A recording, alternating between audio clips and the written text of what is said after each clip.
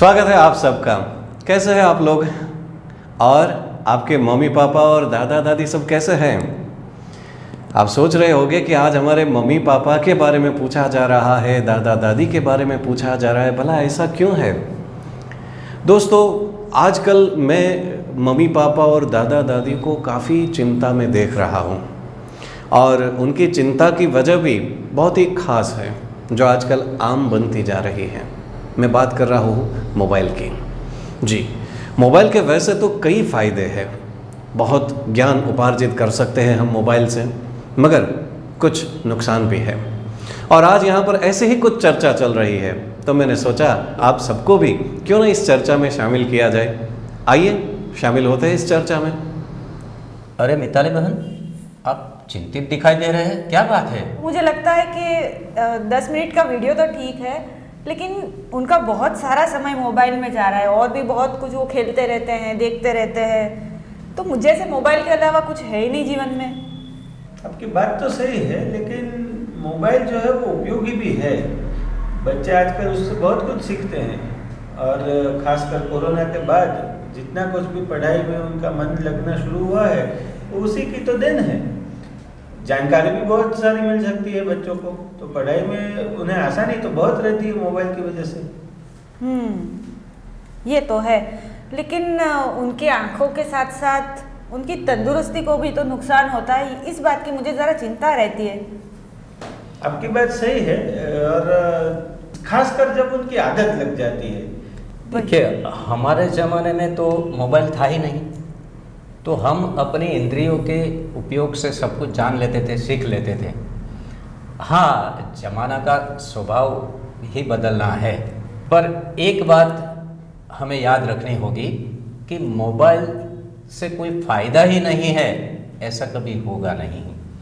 मैंने देखा है आजकल के बच्चे बहुत क्रिएटिव बातें मोबाइल से ही सीख रहे हैं। वो तो है।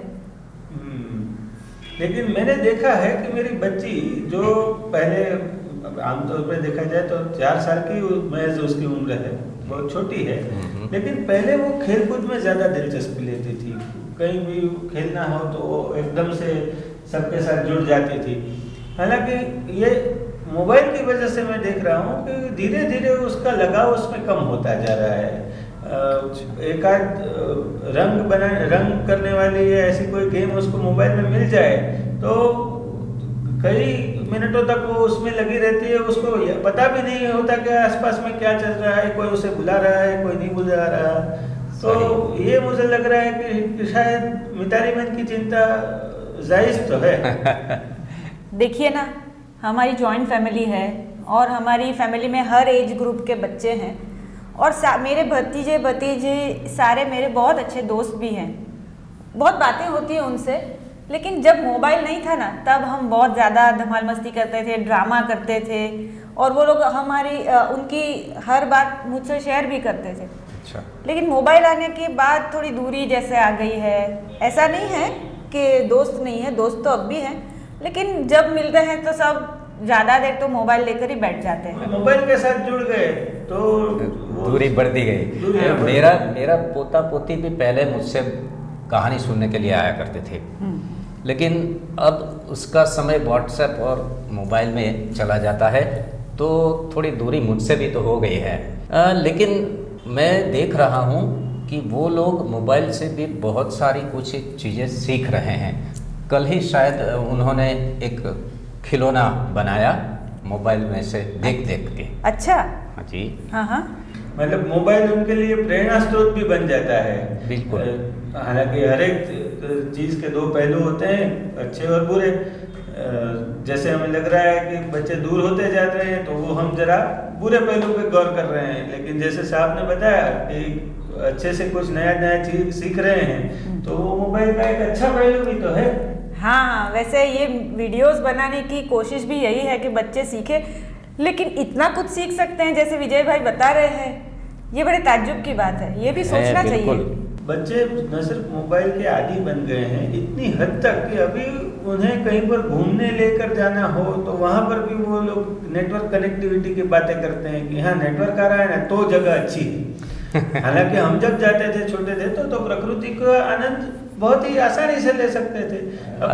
आपकी बात सही है, क्योंकि एक ऐसा उपकरण है जिनसे बच्चे बहुत सारी चीज़ें सीखते हैं और उनकी तरफ उनको अट्रैक्ट भी करते हैं। जैसे मोबाइल से वो कुछ नई नई जानकारी तो हासिल करते ही हैं, उसको साहस करने के लिए प्रेरित भी करता है।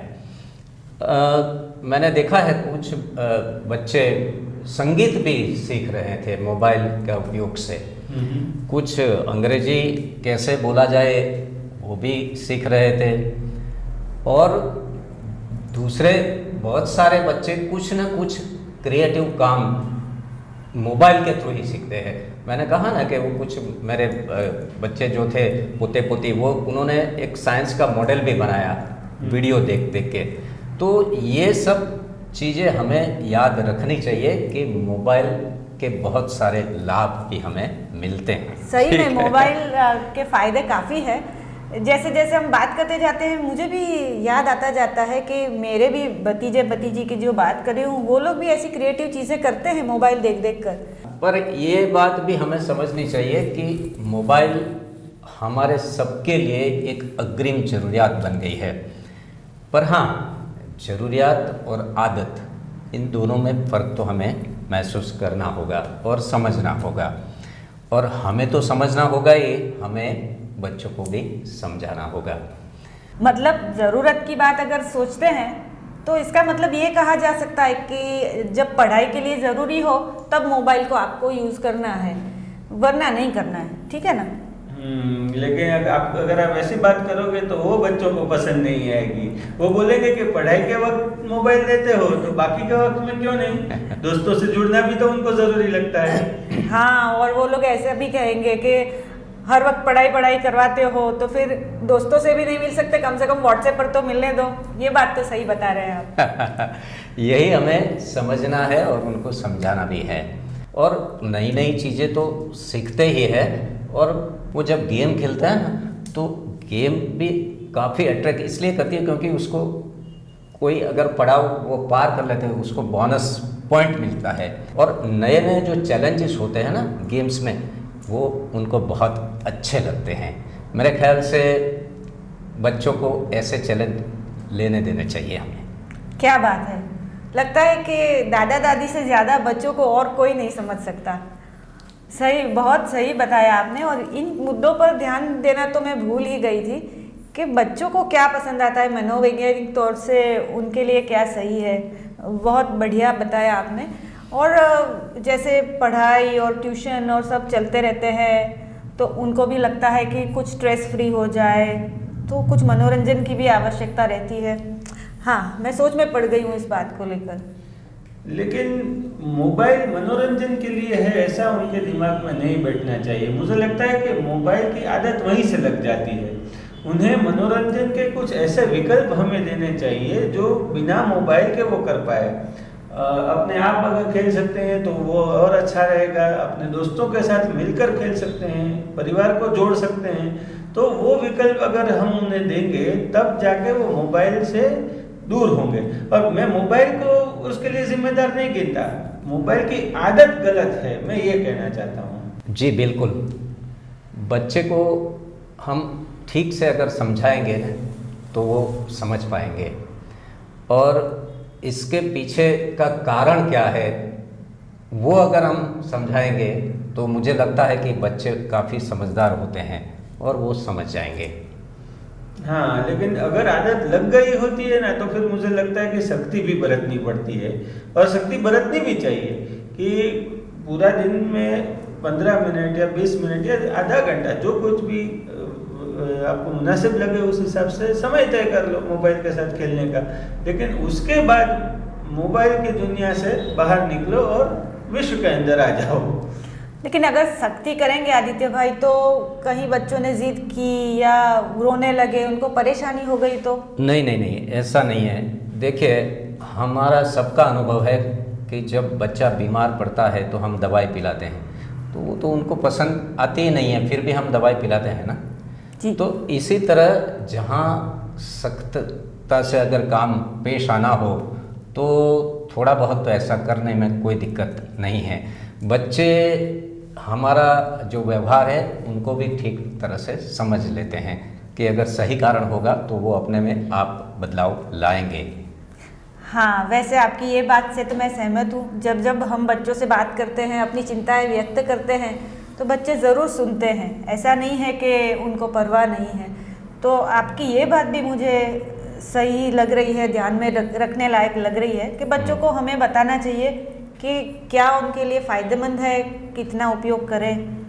वो बात ज़रूर कर सकते हैं कि जब बच्चे अपने आसपास के वातावरण के साथ एकदम घुल मिल जाते हैं तो अब उनको मोबाइल याद भी नहीं आता। वो भी उतनी ही हकीकत है। हमारा मकसद मोबाइल के जो लाभ है वो हमें रखना है और उनका उपयोग बच्चे के विकास में और उनकी ज्ञानेंद्रियों के विकास में हमें करना चाहिए। और इसके लिए बहुत सारी ऐसी एक्टिविटी जिसमें बच्चा अकेले भी वो कर सकता है और साथ में मिलके भी कर सकते हैं। मुझे लगता है कि आज मेरी चिंता काफ़ी कुछ कम हो गई है।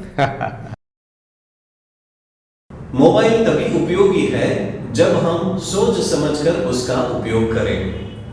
हमें ध्यान रखना है कि एक साथ 15-20 मिनट तक ही मोबाइल देखें, उससे ज्यादा नहीं, क्योंकि मोबाइल ज्यादा लंबे समय तक देखने से हमारी तंदुरुस्ती और दिमाग दोनों को नुकसान होता है।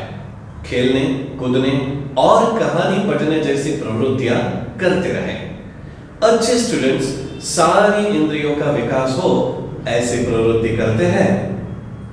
तो दोस्तों, आप इस चर्चा में हमारे साथ शामिल हुए तो आपको पता चला होगा कि आपके मम्मी पापा और आपके दादा दादी आपका जो मोबाइल के प्रति लगाव बढ़ रहा है उससे चिंतित क्यों है। दोस्तों, वैसे मोबाइल हमारा दुश्मन बिल्कुल नहीं है, फिर भी हमें मोबाइल से थोड़ी दूरी बनाए रखनी ज़रूरी तो है।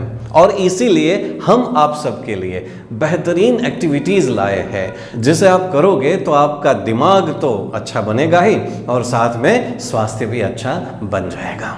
दोस्तों, इसीलिए हम अपने एपिसोड्स हैं उसकी लेंथ कम रखते हैं, क्योंकि आपका जो मोबाइल का स्क्रीन टाइम है ना वो थोड़ा कम हो जाए। और इसी तरह से बस समझते रहिए, सोचते रहिए और आगे बढ़ते रहिए। मिलते हैं अगले एपिसोड में। Bye bye. Quiz time. Mobile का उपयोग करते समय क्या ध्यान में रखना जरूरी है?